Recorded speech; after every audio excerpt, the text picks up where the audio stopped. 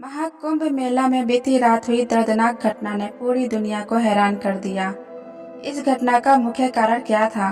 क्या प्रशासन इसकी जिम्मेदार है या हम और आप जैसे लोग?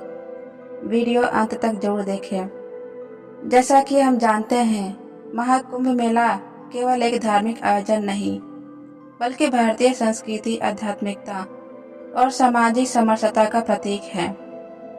यह लोगों को आत्मशुद्धि, एकता और आध्यात्मिकता की ओर प्रेरित करता है। इस महान आयोजन का अनुभव लेना जीवन का एक अद्भुत और पवित्र अवसर होता है और इसी पवित्र अवसर को प्राप्त करने के लिए अत्यधिक संख्या में संगम नौज पर स्नान करने के लिए भीड़ उमड़ती है। इस दिन को मौनी अमावस्या कहा जाता है, जो महाकुंभ मेला का एक प्रमुख और धार्मिक दृष्टि से महत्वपूर्ण दिन होता है। मौनी अमावस्या के ही महत्व को देखते हुए श्रद्धालुओं की संख्या अचानक बहुत बढ़ गई।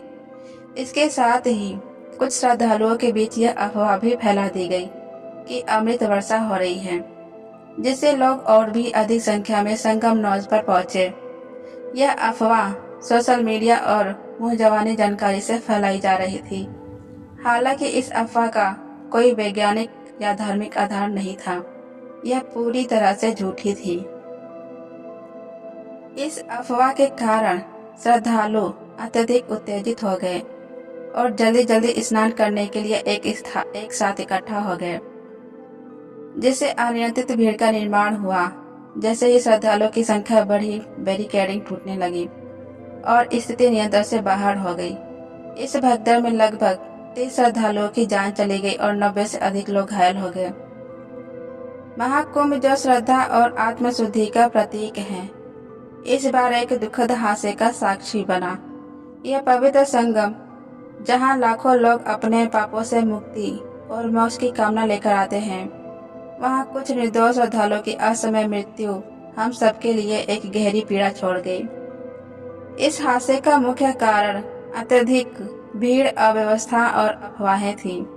धार्मिक आयोजनों में उत्साह और आस्था स्वाभाविक होता है, लेकिन जब अनुशासन की कमी होती है तो वही आस्था एक भयंकर त्रासदी में बदल जाती है।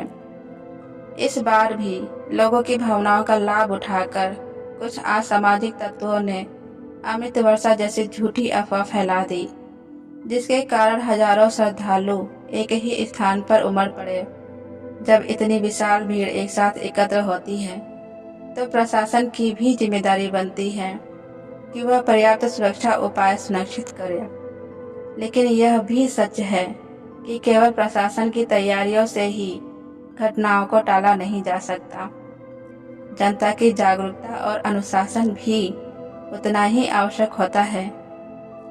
इस घटना से हमें सीख लेनी चाहिए कि हम ऐसी किसी भी तरह की अफवाहों पर विश्वास ना करें। किसी भी खबर को बिना सत्यापन के आगे ना बढ़ाएं और ना ही उस पर अपनी प्रतिक्रिया दें। धैर्य और संयम बनाए रखें। धार्मिक आयोजनों में जल्दबाजी और भीड़ का हिस्सा बनने से बचें। किसी भी स्थान पर भीड़ देखकर घबराए नहीं और शांत मन से बाहर निकलने का रास्ता ढूंढें।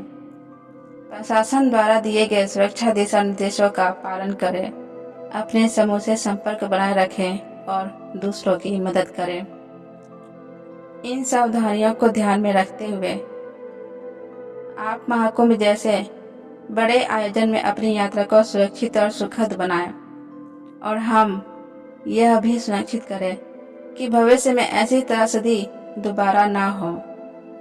इस घटना से सीख लेकर आगे बढ़ें और महाकुंभ को एक सुरक्षित, अनुशासित और आध्यात्मिक आयोजन बनाने में सहयोग करें। आइए हम उन सभी दिवंगत आत्माओं के लिए श्रद्धांजलि अर्पित करें जिन्होंने इस महाकुंभ में अपनी जान गंवा दी।